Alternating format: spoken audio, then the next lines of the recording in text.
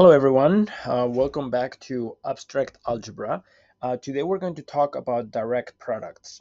It is natural in our quest to understand all groups is to find new ways of constructing new groups out of old groups.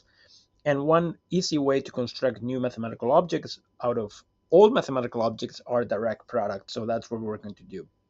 We have seen direct products in the past.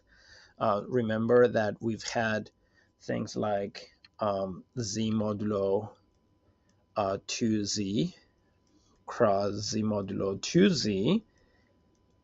This was just pairs of a modulo 2, b modulo 2, with a and b just they can just be in between and 0 and 1. And this is an example of a direct product. So what we want to do is generalize this to something like a group, direct product, another group, and show that that is also another group. So here is what we want to show. Here's a proposition. We're going to build a new group. So let G star and H star be groups. I want to distinguish their operations, so I'm going to decorate that as star G and star H, and then define a new group, G cross H and star, by, G cross H, the set itself, the underlying set is just pairs of G and H's with G in G and H in H. So just the direct product as sets.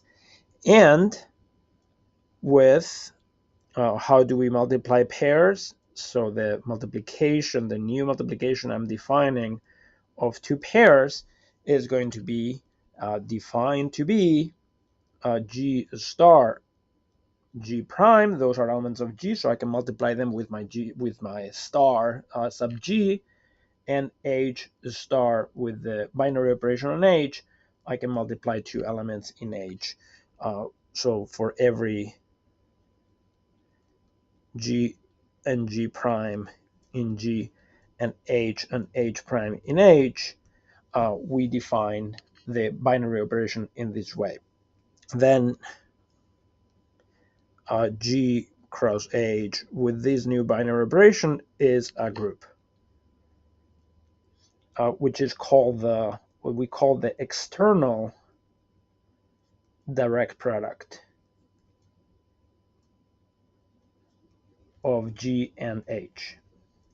In a follow-up video, we're going to see internal direct products, which is when we're going to try to recognize groups that are in fact direct products of two groups, two subgroups. So let's see why this is a group. So proof.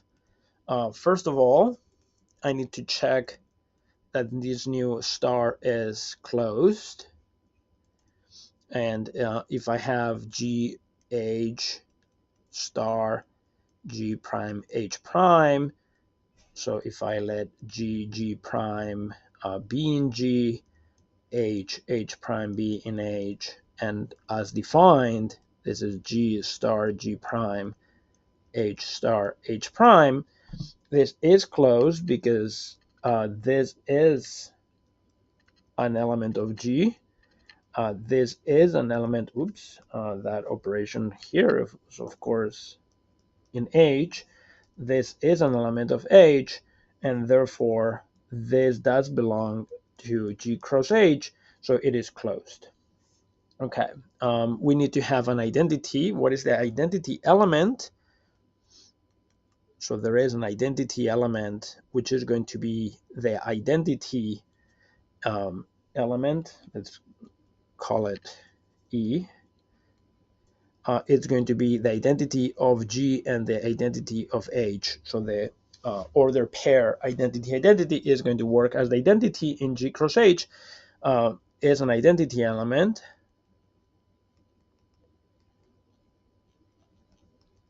in G cross H, because if I do GH star EG, that will be G star EG and H star EH.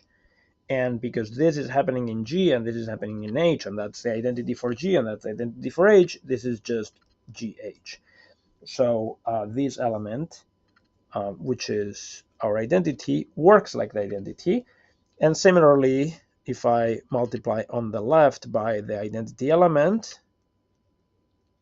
I get GH. So it works as an identity element. Is it associative? Maybe I should have checked that first, but let's check that it is associative. The associativity for our new operation star comes from the associativity for star H and star G. So if I have G star G prime H prime star G double prime H double prime for some G's in G, the H's are all in H, then this will be the same as G. When you unravel everything, this will be in G, G prime star G double prime, and H star in H, H prime star H double prime. And because of the associativity, G star H are associative, we get that this is the same as G star G prime star G double prime, and this is H star H prime star H double prime, and that will be GH star G prime H prime star with a parenthesis like this, G double prime H double prime. So it is associative. Finally, are there inverses in my new direct product? In the direct product, there will be an inverse, the inverse of an element, a pair. I'm going to claim that is G inverse H inverse.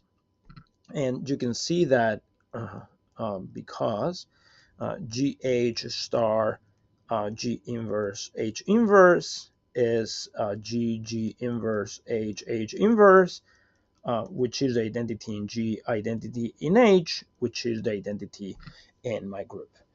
And similarly, G inverse H inverse star GH will be the identity. So it works. Thus, G cross H, the direct product, is a group, like we wanted to show. All right, so let's see some examples of this. So for example, I can take Z modulo 2 under addition is a group, and that tells me that Z modulo 2 cross Z modulo 2 under this component-wise addition, this is also a group. So this, because this is a group, this gives me a group. And it also tells me that things like Z modulo 2, Z cross, any number of times under component-wise addition, this will also be a group. By the way, the elements in here are tuples, so suppose n times, then it will be tuples of something like 1, 0, 0, 1, 0, 1. So there are tuples, there are n tuples of elements that are reduced modulo 2, so zeros or ones, and this, of course, is the basis of a lot of computer science, right? The binary systems work very well because they do form a group. These elements, when you have n tuples modulo 2, they form a group under addition. More examples. For example, I can also take Z under addition is a group, and that implies that, well, Z cross Z under component-wise addition, that is a new group. And R under addition is a group, and that gives me that R cross R under addition is a group. Usually we write Z squared for this, and we usually write R2 for this group. And but we have many other things, like for example R star, so the non-zero reals under multiplication is a group, and therefore we have something like the reals direct product with the non-zero reals form a group under the operation which is addition and multiplication. So addition on the left-hand side, but multiplication on the right-hand side of the components. So that is, this is a new group. Whoops, let's write that correctly. So this now is also a group. What are the elements when we have, let's, for example, let's write another example, Z modulo 2 cross Z modulo 6 or cross Z modulo 3. In this group, we have elements such as the element 1, 2. And here's a question is, what is the order of this element?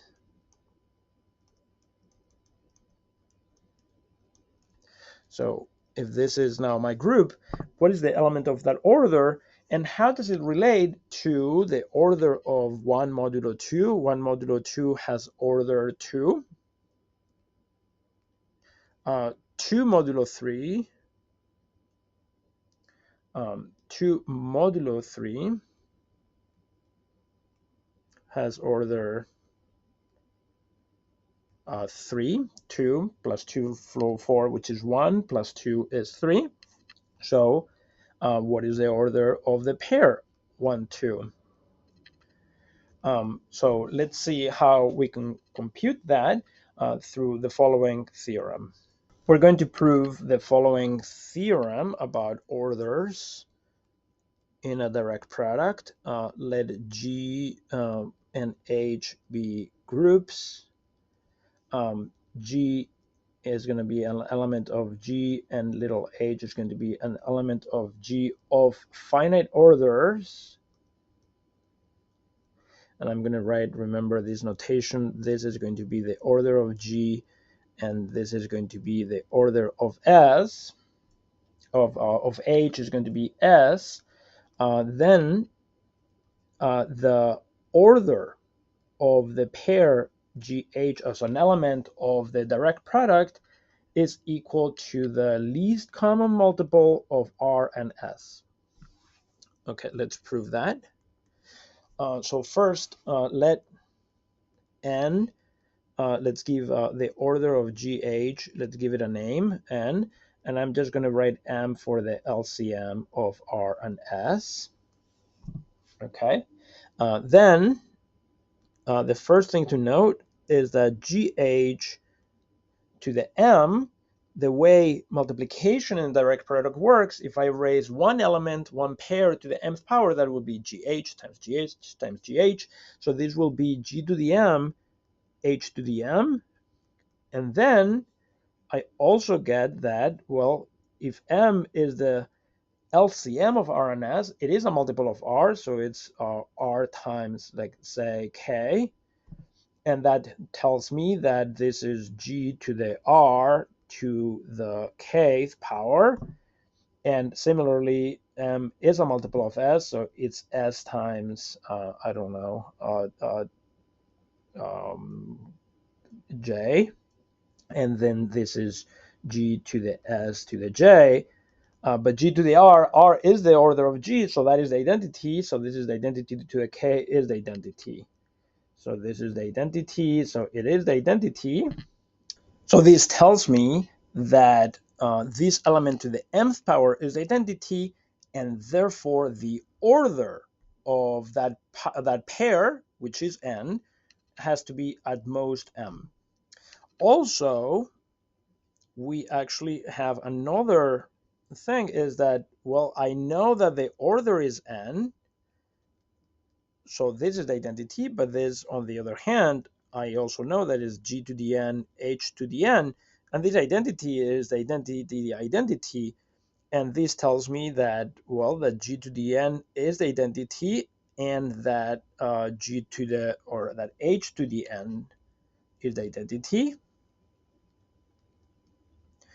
and that tells me that actually r divides n, and that s divides n. Why is that?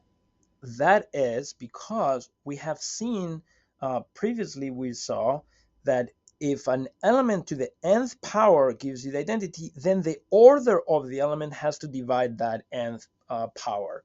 So because I know that the order of g is r and g to the n is e, then the order of g has to divide this power. And similarly, s is the order of h, so the order of h has to divide n, and that gives me those two values, or to those divisibilities, that r divides n and s divides n. But if n is a multiple of r and n is a multiple of s, then the least common multiple of r and s also has to divide n, but that is m, and that tells me that m is no bigger than n. And these two things together tells me that n is actually m, which is what I wanted to prove. Great. So let's see an example of this then, going back to the example of in the group z modulo 2 cross z modulo 3. I can take the element 1 modulo 2 and 2 modulo 3, and now this element has order 2, this element has order 3, and therefore this element, the order of the pair 1, 2 will be the LCM of 2 and 3. But the least common multiple of 2 and 3 is 6, and that tells me, what does that tell me? It tells me that this group is cyclic. This group is of order 6. The order of G, the order of a direct product, is actually the order of each one, the product of the orders. So that is 2 times 3 is 6. And I have an element of order 6, and that tells me that G itself is generated by the element 1, 2. What that tells me, once I have a generator, it tells me that G is cyclic. And we have seen that every cyclic group is isomorphic to a z modulo n. So of order 6, that tells me that G is isomorphic to z modulo 6. And that is great. Well, it tells me actually a way to generate that isomorphism. It tells me that z modulo 2 cross z modulo 3 is isomorphic to z modulo 6. And the way I can do that is that I can actually, maybe it's easier to go in the opposite direction of the isomorphism. So let me go in this direction. Is that n modulo 6 can go to the multiples of 1, 2. So 1, 2 to the n. That is an isomorphism of groups. And in fact, we do have a theorem more general than this, is the following. Let n and m be integers such that the GCD of n and m is 1, so they're relatively prime numbers, then z modulo nz cross z modulo mz is isomorphic to z modulo m and z. Okay, so how do we know that?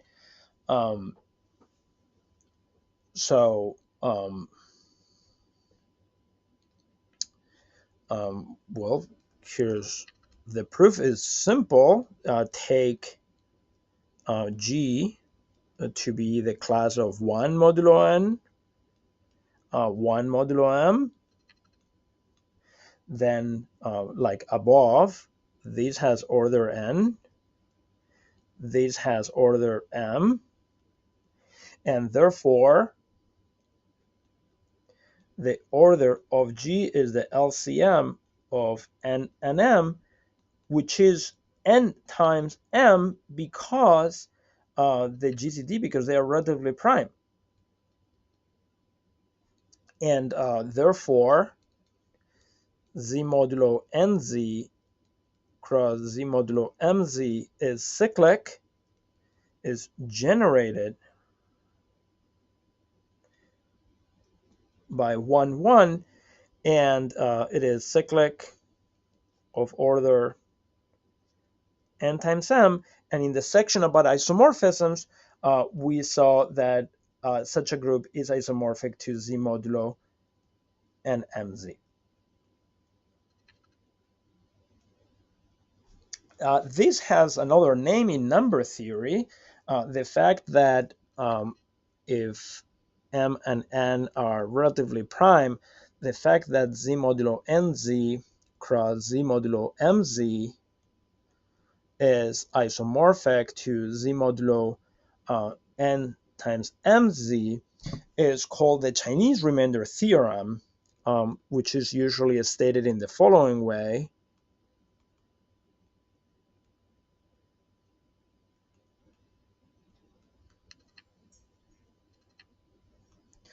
So let m and n be relatively prime.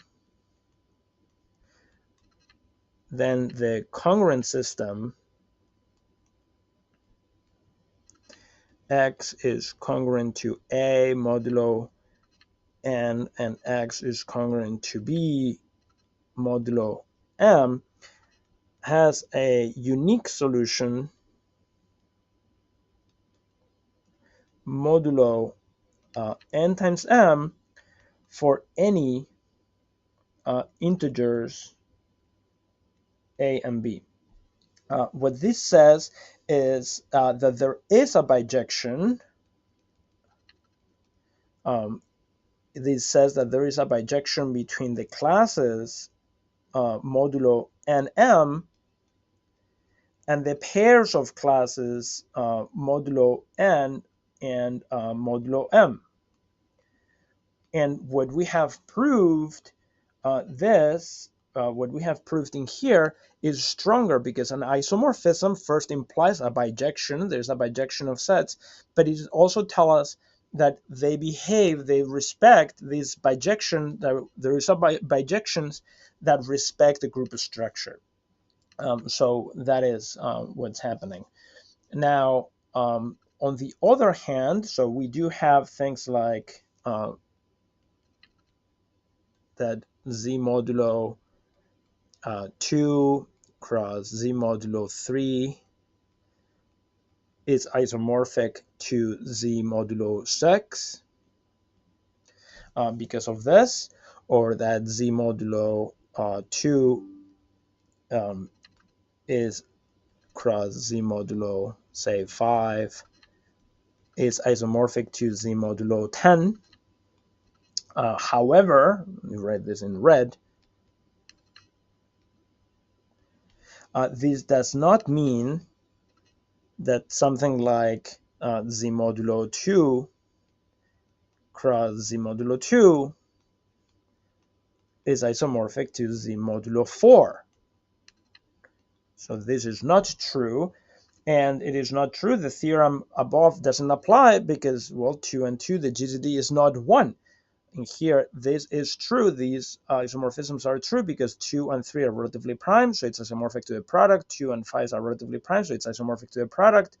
But this is not isomorphic to this. And one reason, for example, to see that is that, for example, in here, every element has order 1 or 2, but here 1 mod 4 has order 4. So they cannot be the same group. And more generally, you also have that z modulo p z cross z modulo p z. This is an abelian group of order p squared, but it is not isomorphic to z modulo p squared z. And any other combination like that, sort of like z modulo p cross z modulo p squared z, that is also not isomorphic to z modulo p cube z. So you have to be careful with those isomorphisms, that if this number and that number are not relatively prime, then I cannot use the theorem that we've just proved about how to combine those abelian groups. What you can do, though, is the following. So let me restate what we've proved and then state a corollary. So what we've proved is that if the GCD of n and m is 1, then z mod nz cross z modulo mz is isomorphic to z modulo n mz. And a corollary of this is that if n is, if I write n as a product of primes, of prime powers, with p1 less than p2 less than pr primes, and each of the exponents bigger or equal to 1, then z modulo nz will be isomorphic to the product of cyclic subgroups of cyclic groups of order each one of those prime powers. So this is isomorphic to p1 to the e1 cross z pr to the er modulo z, because well, you can just prove this by induction, step by step. You can write n as p1 e1 times p2 e2 up to pr er, and that tells me that z modulo nz will be the first copy cross copy with the cofactor,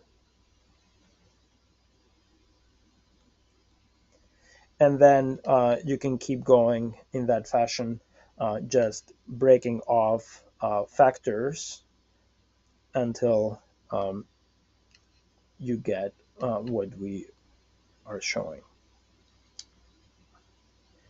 Okay. Finally, I will say that later, and I'm not going to prove this result in this course, later we will see that every abelian group can be written as a product of cyclic groups like that. So let G be any finite abelian group, G finite abelian group,